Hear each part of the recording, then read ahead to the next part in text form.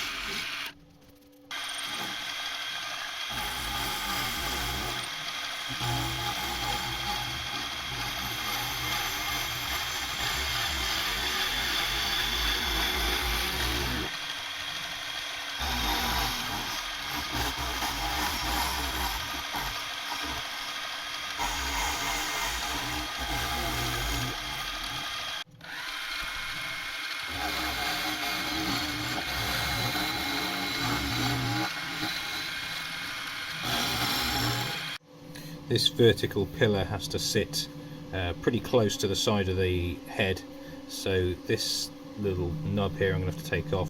I was going to clock it in, but actually it is just a casting and a 123 block square and a little bit of judicious tapping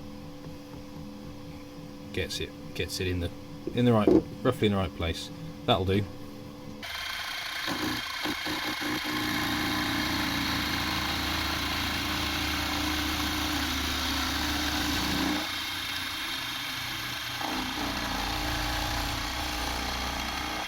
So my angle plate that I've got is far too small for this, so I've used my vise. This being a toolmaker's vise is ground on all faces, so I can use it a bit like an angle plate. I've put it on its side and clamped it down in a couple of places. I've then used the face I've just machined to clamp up against the jaws, and I've got a strap clamp going through the centre of this to the other side, which is holding it all together. I want this face to be perpendicular to this face, which is hopefully parallel to this one, so when we bore the hole through here, the bore is parallel to this.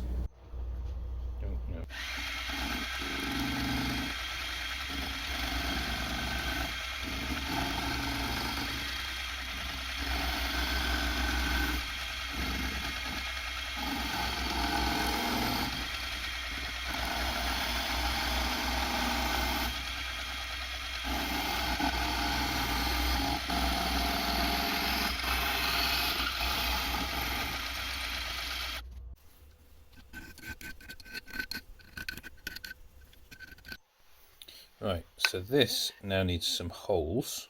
If I use this block, I can square it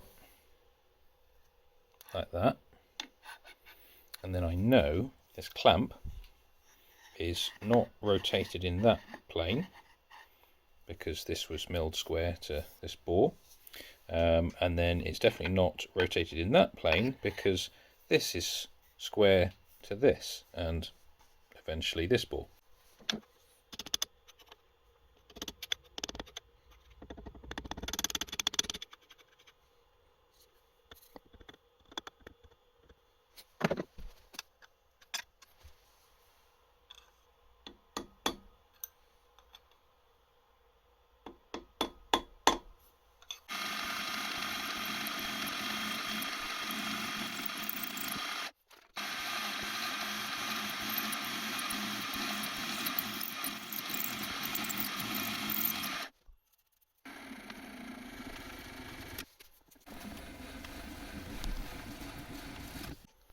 somehow satisfying when the place is covered in chips.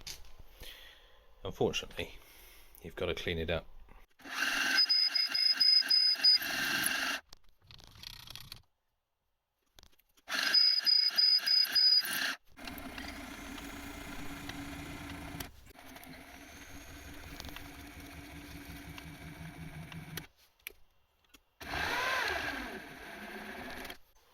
I've now set the casting up for boring the diameter.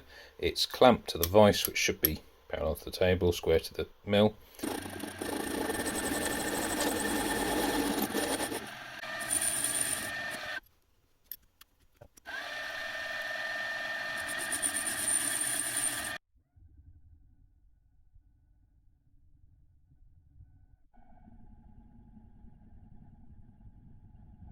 One note on these boring heads: the divisions are in 0.02 of a millimetre, and it's a radius measurement.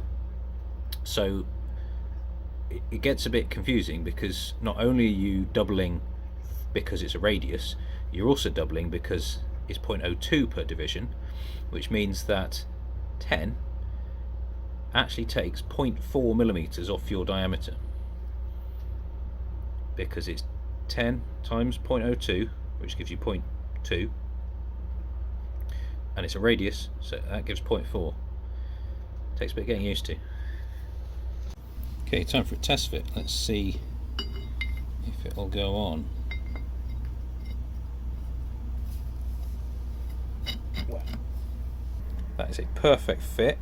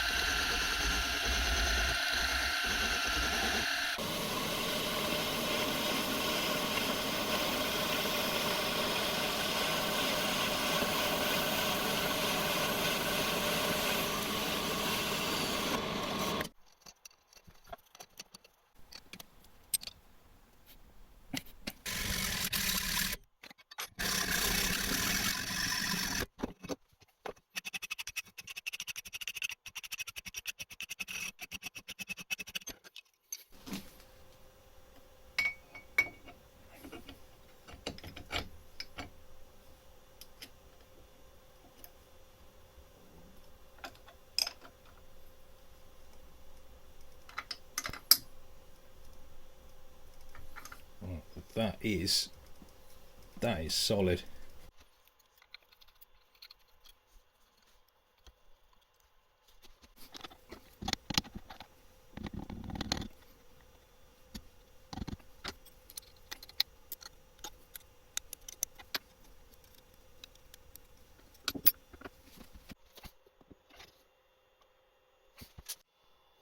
Right, so you can see in this position it only just fits in front of the control box, but it does fit, and it goes up and down with the quill, which is wonderful. I can lock the quill off still, move it like that. Let's give it a go.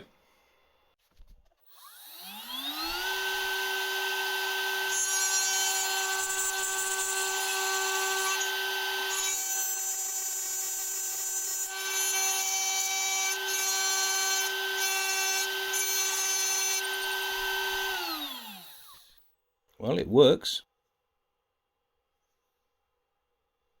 Right, I hope you don't all feel like you've just been to the dentist after that. That's an excellent addition to the mill. I have got a bit of an issue to sort out with the quill. I've been clocking it, and I found that there's more deflection or movement in the quill when it goes up and down than I'd like. When it's locked off and I'm using the Z hand wheel, I've got about 10 microns over an inch of out of squareness. I I don't know if that's bad, let me know. Right, hope you enjoyed that, and I'll see you next time.